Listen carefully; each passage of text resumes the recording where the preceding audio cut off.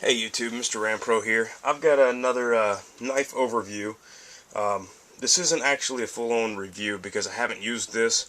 I purchased this blade as a gift for my youngest son, and he hasn't gotten it yet, so we haven't really got any user trials for it or anything like that. But I'll do videos in the future with updates on it. I have a feeling this blade will be here for quite a while, so let me go ahead and introduce you to the Blind Horse Knives Frontier First.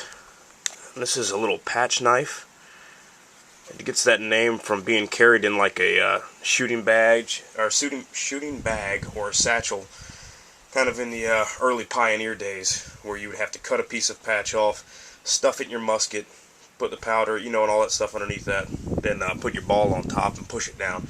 So that's kind of where that comes from, just something they could keep dedicated just for that purpose, and a really small knife, obviously kind of made for the that type task, or for a junior person, somebody young using a knife out in the woods, that kind of thing. So fitting in your hand, it could actually function, I would say, fairly decent. You got thick blade stock, but fairly decent as an EDC blade, something you would keep in your pocket.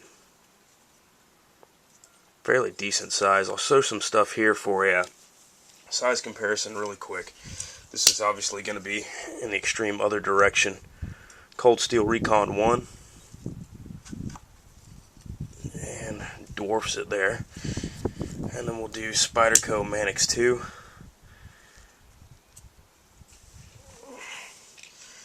And because those are so huge, we'll go ahead and swap it with a Victorinox Swiss Army Recruit. And you're looking comparable there as far as overall size. This is a carbon steel blade, and which the fit and finish on is good, by the way. I don't want to say that it's absolutely 100% perfect, because it's not. It does have the handmade feel to it, which all of these are handmade knives. They are all made in the United States, which was something great. This knife here cost me $68 with shipping, so that's something that with that thick 01 tool steel, as long as it's taken care of, can be passed down for generations with my sons. And that's kind of something that I'm going after here. Every year, I'm attempting to buy them something that, no matter what, will last a lifetime if taken care of properly. You could buy your son something like this, which, hey, fine, most likely could last a lifetime.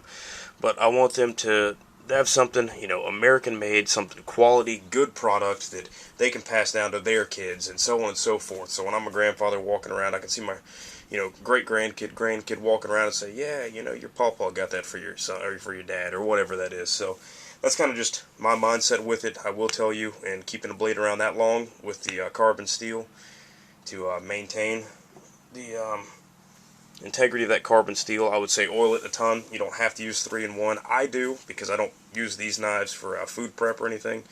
But any of that hops, any of that other stuff, I've also used vegetable oils and everything like that. I've heard of it turning rancid with olive oil, but I haven't experienced any of that kind of thing yet. If you do food prep, using vegetable oil. But that's just a real quick hit on the oil thing. Keep it protected and it'll last a while. You get a great edge on this knife from the factory. This one is the green micarta scales. Really, really smooth. Fit and finish is great on these scales here. And they're different. I expected all the fit and finish to be the same, but I will show you in comparison the finish of the rough texture of a Woodsman. Blind Horse Knives Woodsman. Smaller than the Woodsman's Pro, but nonetheless, the rougher texture there, allowing for more grip and stuff like that. So it's kind of different. I don't know, I haven't really experienced a ton of that here. As far as use with these knives or anything like that, but I would imagine that rougher texture would be obviously better to hold on to. There's also a size comparison, but fit and finish on these blades, really good for what you get. You're talking $60 for a made in America knife with the quality, the thick 01 tool steel, which will rust on you fairly quick, so take care of it like I said. thick blade stock, just impressive quality. I mean, that's really what you're getting out of this thing. Like I said, this isn't really an in-depth review. I've never used this blade. This is, you know, meant to be brand new and given to them for Christmas. Obviously, we're a while out yet, but you will wait on these knives. You'll wait sometimes a month, month and a half, 2 months to get one of these things if you put them on order. They do specials every month. The specials go out, I mean, instantaneously.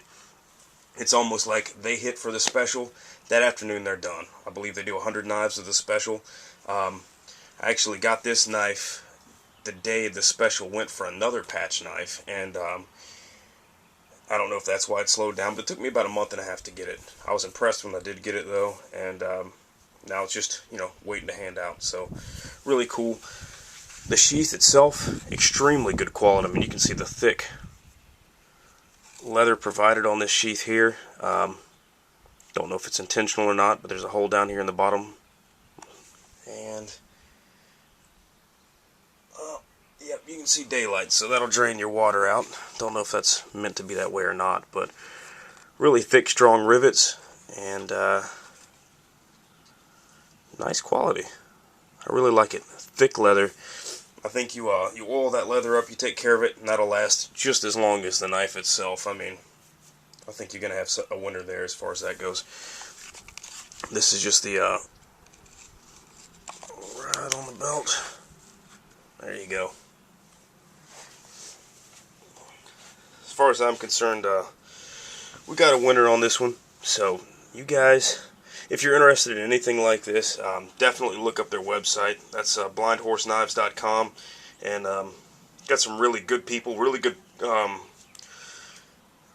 personal service and customer service and stuff like that. I've called and I've talked to them, and I've also emailed them a couple of times about the status on my knives, and I didn't get the, hey, it's being made, hush up kind of thing. I got the, hey, don't worry about it, I'll take care of it, let me look at it, let me get the status, and reporting to me on where it's at, when it's going to be out, and they were extremely accurate with that too. So that's really cool. Like I said, just a quick overview, and I appreciate you watching, guys. Thanks a lot.